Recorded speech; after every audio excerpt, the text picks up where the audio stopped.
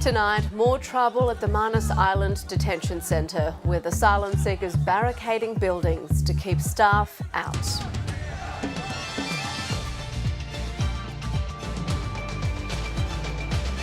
Also this hour, one of Australia's leading terrorism experts warns of more attacks in 2015, saying the threat has been underestimated.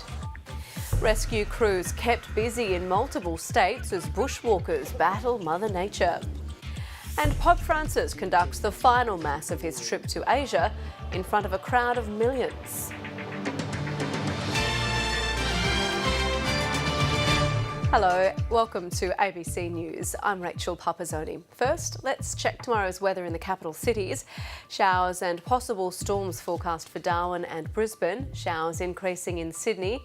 Cloudy for Canberra. Becoming sunny in Melbourne. Also partly cloudy in Hobart. Mostly sunny in Adelaide. And partly cloudy for Perth. A group of asylum seekers has barricaded a compound within the Manus Island Detention Centre and is not allowing staff to enter. The protesters say they're hostages of the Australian government. Papua New Guinea correspondent Liam Cochrane reports. Asylum seekers prepare for a final stand, refusing access to staff and continuing noisy protests. Please, we need help. With the blockade in place, drinking water had to be left outside the fence. But Australian and PNG government officials reject claims from refugee advocates that food and water are being denied. The flow of information is not always reliable, but certainly we want to ensure that those people who are in those centres are appropriately cared for. I think most Australians are sick and tired of the culture of secrecy surrounding Manus Island. We've got to have the right policies in terms of deterring people smugglers, but people who come into the care of Australia must be treated properly. The 6 days of protests have been sparked by plans to move some of the 50 men granted refugee status to a transit centre elsewhere on Manus Island. Asylum seekers say they feel like hostages of the Australian government and are not willing to resettle in Papua New Guinea. Despite saying they are desperate to reach Australia, footage sent by an asylum seeker revealed an offensive message written on the back of a door. Racial slurs against Papua New Guineans were a provoking factor to the riots that claimed the life of Iranian Reza Barati almost a year ago. Without access to the centre, it's hard to say for certain how many men are participating in this protest. But not all of the asylum seekers are involved, and some have been moved to other compounds for their own safety. The PNG government says it respects the asylum seekers' right to peacefully protest, but will not allow demonstrations to continue if they endanger other asylum seekers, staff or property. Liam Cochrane, ABC News, Port Moresby. Belgium has deployed hundreds of troops onto the streets to guard sites that may be vulnerable to terror attack. The threat level has been raised after police killed 2 gunmen in a raid earlier this week. Europe correspondent Philip Williams sent this report. Belgian paratroopers were on the streets for the first time in more than 20 years. They're increasing security around Jewish sites in the diamond trading centre of Antwerp and in the capital Brussels. The government's also deployed soldiers around foreign embassies and buildings belonging to the European Union and NATO, saying they could be targeted by terrorists. We are here to ensure that Belgian law is being respected on the streets, and for that they need their weapons as well. Greek authorities have detained 4 people they suspect of being connected to the plot to kill police officers in Belgium. Europe's law enforcement agency is warning they're struggling to contain the threat by Islamic extremists. Many of them maybe don't have a history of coming to authorities' attention. So this is really a difficult threat and more difficult one to contain than we've seen for many years. And in France, a secret burial has been carried out for one of the men responsible for the Charlie Hebdo attack that killed 12 people. Sayed Kouachi was buried in an unmarked grave as there were fears it could become a shrine for fanatics. The Kouachi brothers may be gone, but there are concerns there may be many more like them to come. Philip Williams, ABC News. There's been a second day of protest in the former French colony of Niger over the depiction of the Prophet Muhammad on the cover of Charlie Hebdo. Demonstrators set fire to 2 churches in the capital a day after 5 people were killed in regional uprisings.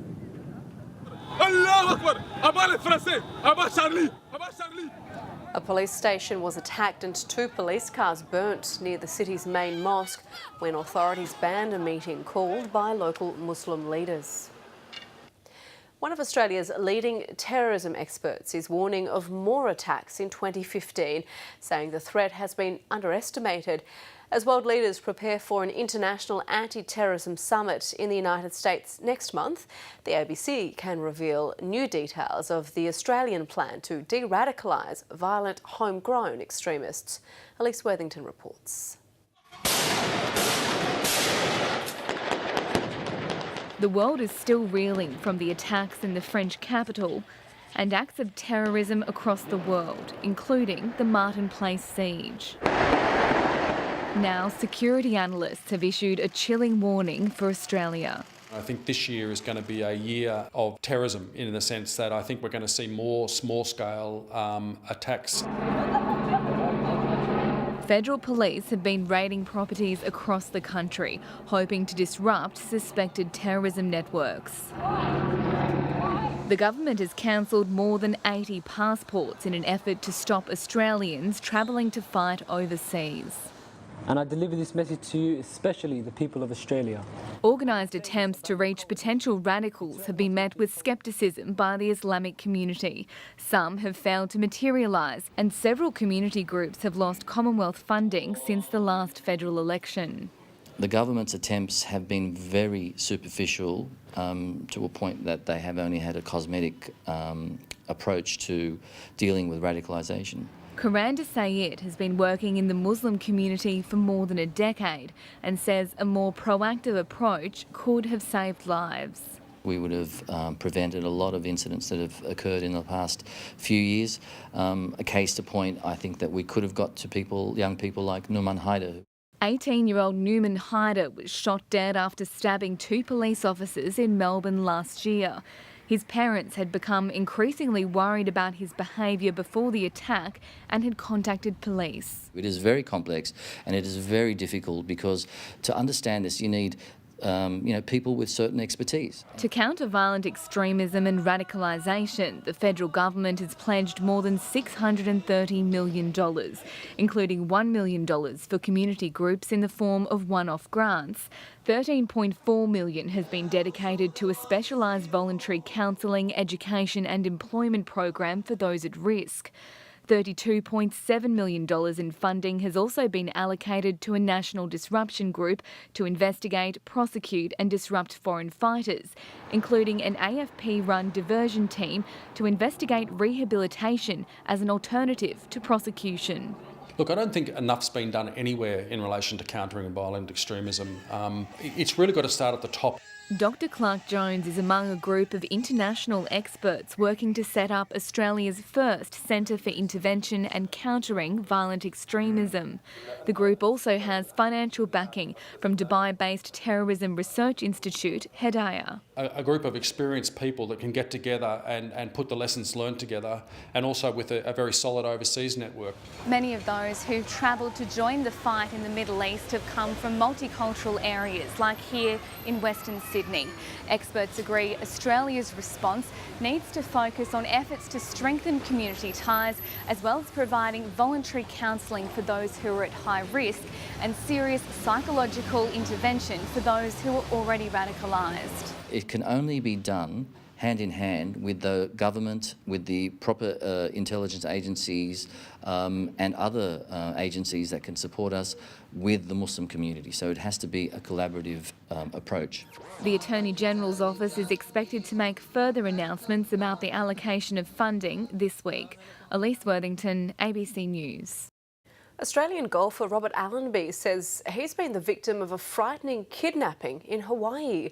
After missing the cut in a PGA Tour event, Allenby was at a wine bar in Waikiki when he was abducted. According to the 43-year-old, he was knocked out in a car park, robbed and dumped in a park 10 kilometres away. Allenby told AAP he was brought back to his hotel by a retired military serviceman. Hawaii police have confirmed a robbery case has been filed relating to a professional golfer. Scans have cleared Allenby of serious injury. A man has been refused bail after being charged with the murder of his estranged wife, whose body was found in a car in Sydney's west. 26-year-old Leila Alavi was found with stab wounds in an underground car park at Auburn yesterday morning. Court papers reveal the hairdresser had an apprehended violence order issued against her husband, Mokhtar Husseini Amai, who was arrested at Guildford West last night. The 33-year-old is alleged to have stabbed her with a pair of scissors. He's been charged with murder and breaching an apprehended violence order. He was formally refused bail and is expected to face court again in April. For the second time in as many days, bushwalkers have been rescued from Tasmania's southwest because of flooding from this week's heavy rainfall. The rescue helicopter was sent to the Rickia Creek crossing of the Gordon River this morning after 2 Tasmanian men activated an emergency beacon. Police say the men aged 49 and 55 had waited for 2 days for the river to subside, but the water level only rose. Are you both okay? According to them, the river was actually about to break into the campsite. Now, whilst that isn't a danger, it does suggest that the water level is very high and in that location, almost impossible to cross.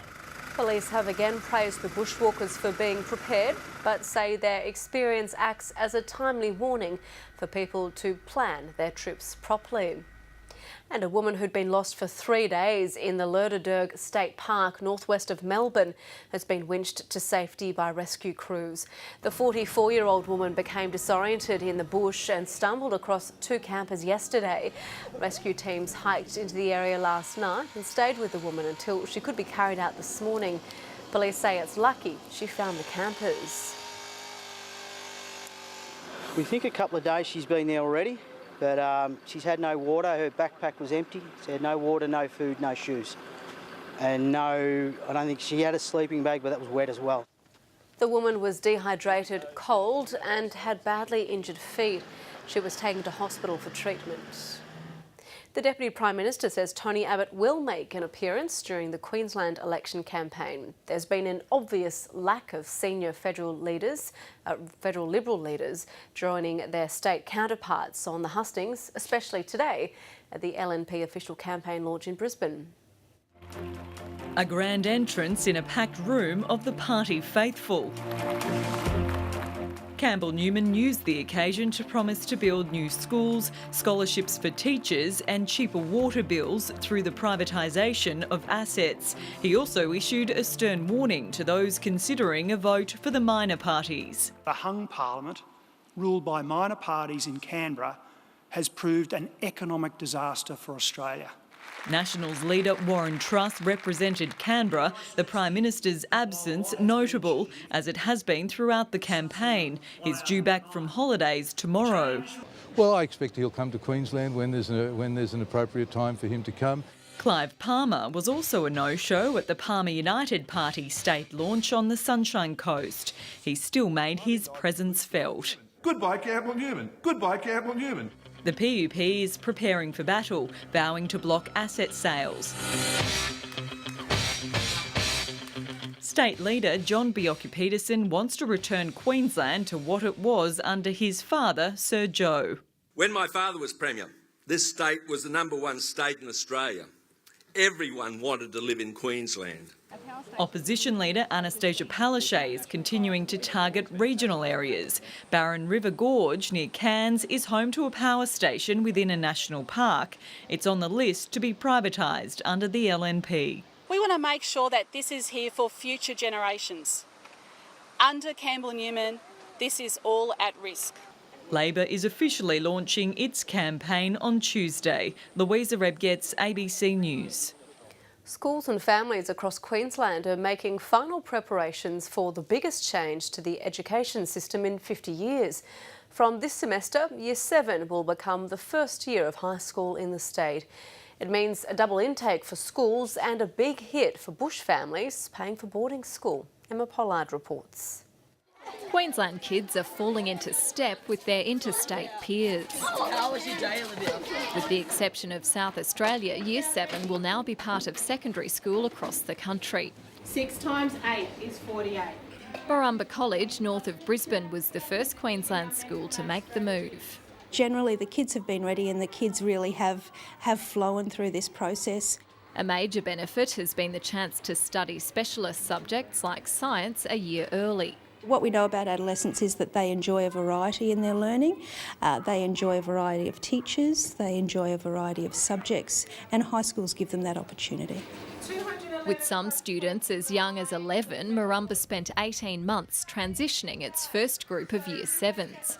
But there were still surprises. We've made some mistakes along the way, like not ordering the right size uniforms because they have been a little smaller. Outside of Longreach, the Allen family is dealing with a double whammy, sending 2 kids off to boarding school in the same year. I didn't really realise until just in the last few years that we had the 2 going at once, and yeah, it's a bit scary. It'll be a big change to our family. And a financial hit in times of drought. It's a big cost, and but we will just find a way to do that. Well, I'm confident it will be worth it for the outcomes the students are going to receive. Year 7 students from remote areas will have access to the living away from home allowance at the higher secondary school rate, easing the financial challenge but not the emotional one. And that long drive home from dropping them off, I'm dreading it, I'm really dreading that. Just one left in the nest. Emma Pollard, ABC News. High-range drink driving offenders in New South Wales will soon be forced to undergo breath tests every time they get behind the wheel of a car. They'll have to blow into a gauge with a locking device attached to their vehicle. Up to 6,000 drivers a year could be affected. It's scenes like these that have prompted the crackdown. Last year, a drunk driver smashed into a number of cars on this Coffs Harbour street. Just 6 months before, with a blood alcohol level 6 times above the limit, he smashed into a parked car.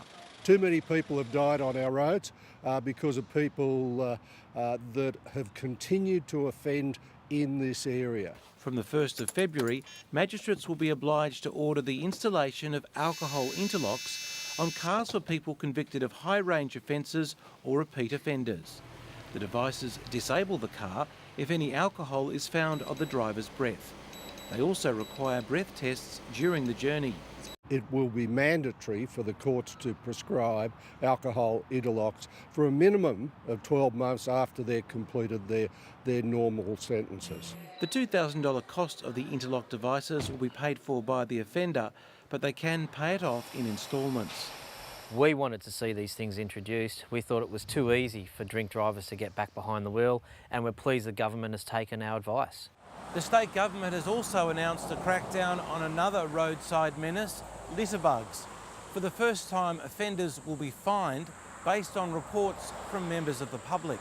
Up until now, only government officers could issue fines. We've had thousands of people report litter offences every year, but all the EPA has been able to do up until this point has been to issue a warning letter. From March, reports from members of the public entered on a website or a phone app identifying a litter bug will be sufficient for the Environment Protection Authority to issue fines.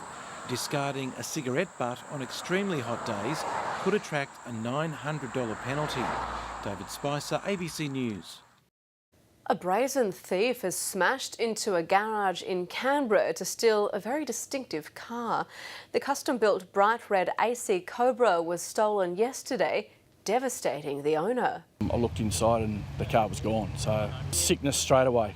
It's like, yeah, I felt sick straight away. He says he'd dreamed of owning the Cobra since he was 20 and bought his pride and joy 4 years ago.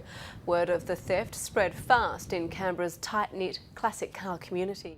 They're just so rare, it's unbelievable that someone would steal it. We're not sure what they would do with it once they've stolen it. There are about 10 cobras in Canberra and they attract a fair bit of attention wherever they go. Police and car lovers are hoping the stolen roadster will be spotted on the street and reunited with its owner.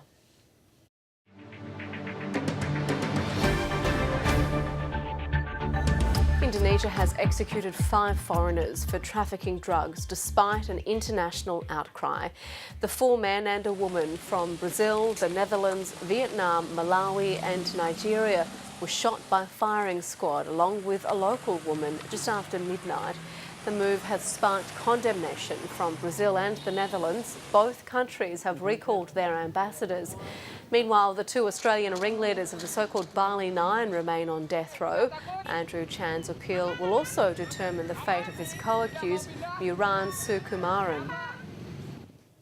After decades of brutal military rule, the people of Myanmar are now facing a new challenge. While HIV/AIDS continues to take lives, health experts say the spread of drug-resistant tuberculosis could leave a deadly legacy across the impoverished country. Southeast Asia correspondent Samantha Hawley reports from Rangoon. At an NGO clinic on the outskirts of the capital Rangoon, they come in their thousands. Men, women, children, all HIV positive. That they're getting treatment at all means they're among the lucky ones. This mother is waiting to find out if she's cross-infected her 3rd child. The treatment she gets here should mean she hasn't. The first time I was tested, the result was good. Now that he is 9 months old, I just had him tested again this morning. The files tell the story. 200,000 people are infected nationwide. Most also have tuberculosis. But it's in an isolated section of the clinic to the back that doctors are fighting one of the biggest global health threats in the world. All precautions must be taken before entering. Not only do patients have HIV, but drug-resistant TB. This is the changing face of an old disease. It's airborne and highly contagious. When this happened, my morale fell and I got depressed. I didn't want to continue living anymore. The treatment causes deafness and hallucinations. In our country, annually more than 8,000 new drug-resistant cases in the every year. That means those people will spread the drug-resistant bacteria in their community, so more people will become sick. Eventually, people without treatment will not make it. In Rangoon, this NGO clinic provides thousands of HIV patients medicine to prolong their lives.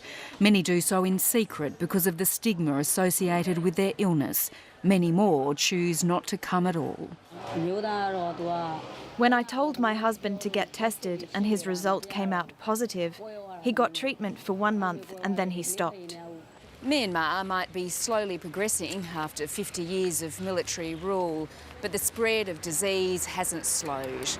HIV/AIDS is one of the biggest killers, but malaria is the leading cause of mortality, followed by TB. Samantha Hawley, ABC News, Rangoon. Train services through the Channel Tunnel between France and Britain have resumed a day after a truck fire forced its closure. Thousands of travellers in the UK and France were affected, with Eurostar cancelling passenger services from London. Some freight services were also cancelled as a result of the fire. Operator Eurotunnel says services have now resumed and it's now back on schedule of a departure every hour. Pope Francis has capped off a 5-day trip to the Philippines by celebrating Mass in the nation's capital in front of millions of people. Undeterred by the rain, worshippers arrived at the park several hours before Mass began. Some camped out overnight. The Philippines is home to 80 million Catholics, many of who are still recovering from the devastation caused by Typhoon Haiyan just over a year ago. The Vatican says the service is dedicated to the memory of those lost in the tragedy. Peace be with you. The Pontiff will attend a ceremony at the Presidential Pavilion before flying back to Rome.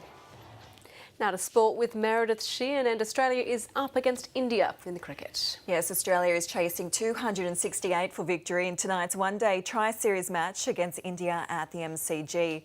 Rohit Sharma was the star of the Indian innings with 138 from 139 balls.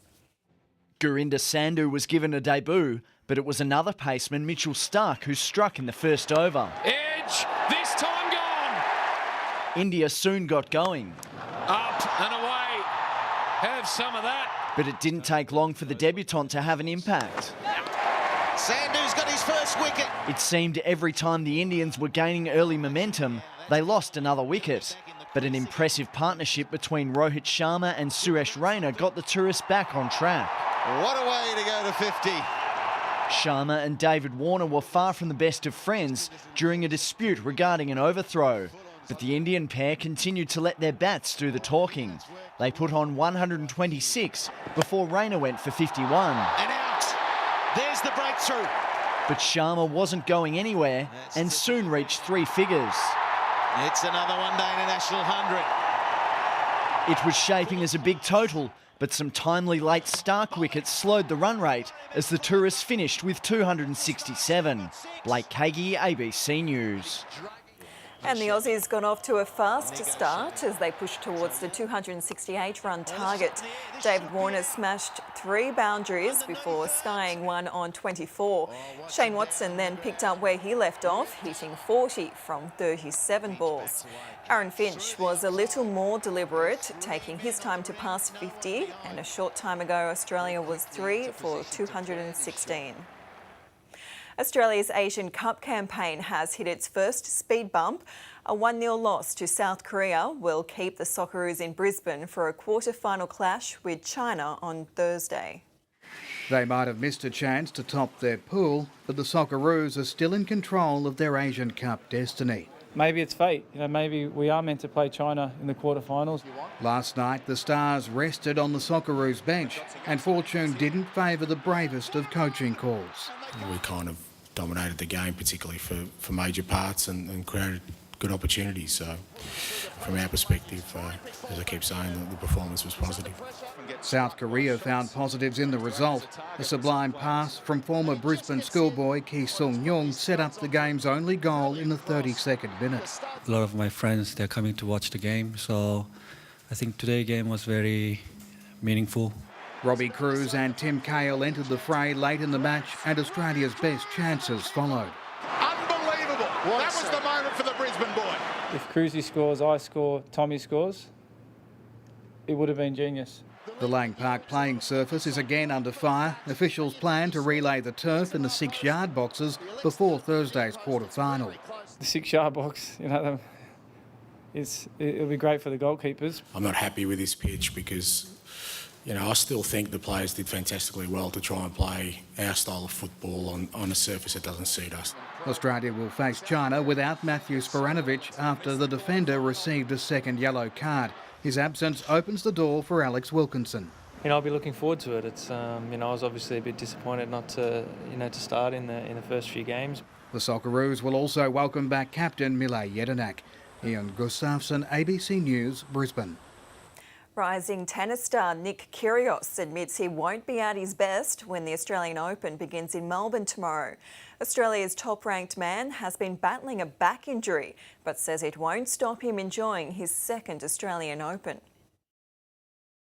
I'm feeling it. I'm obviously feeling it. It's not 100%, but I'm good enough to compete. Yeah, I love the atmosphere here. The crowd's obviously really behind you, so I love that part of it. And just looking at it, I'm 19. It's my last Grand Slam as a teenager, so I'm gonna embrace that. Kyrgios is among 13 Australians who'll be in action on the opening day. He'll face Argentinian Federico Del Bonis. And Scotty James has won Australia's second gold medal at the Ski and Snowboard World Championships in Austria. 2 days after Laura Peel's win in the aerial skiing, the 20-year-old James posted a score of 91.5 on his first run in the half-pipe final. The rest of the field was unable to match the effort. It was the Melbourne snowboarders' first major title.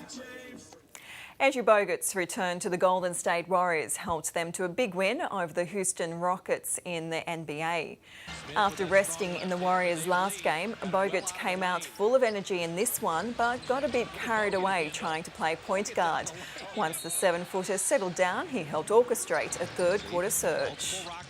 Going in Steph, he cuts back door to lay it up and in. Aren't those the most beautiful plays? The resounding 25-point win improved Golden State's league-leading record to 32 wins and 6 losses.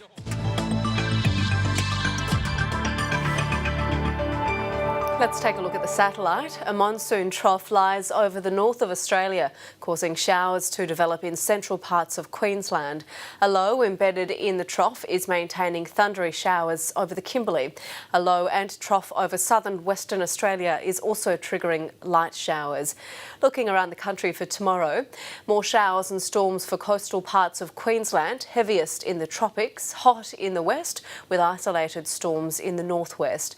Showers and storms for the eastern parts of New South Wales, mostly sunny and warm in the west of the state. Sunny throughout Victoria, cool sea breezes expected for the state's east, warm in the west. In Tasmania, there will be early morning drizzle for the south and east, sunny and warm in the west. Sunny with warm northeasterly winds, making it a hot day for the north and west areas of South Australia, warm elsewhere. Hot with isolated showers and storms in Western Australia's northern regions, mostly sunny inland and throughout the state's south. And the top end of the Northern Territory can expect showers and storms, easing throughout the day, mostly sunny and hot in the south. Looking ahead to Tuesday in the capital cities, possible thunderstorms in Brisbane, a clearing shower forecast for Sydney, late showers in Canberra, increasing cloud cover for Melbourne, mostly sunny in Adelaide and Perth, and a possible thunderstorm in the Northern Territory. And that is ABC News for now. I'm Rachel Pupazzoni. Stay with us. 1+1 is next.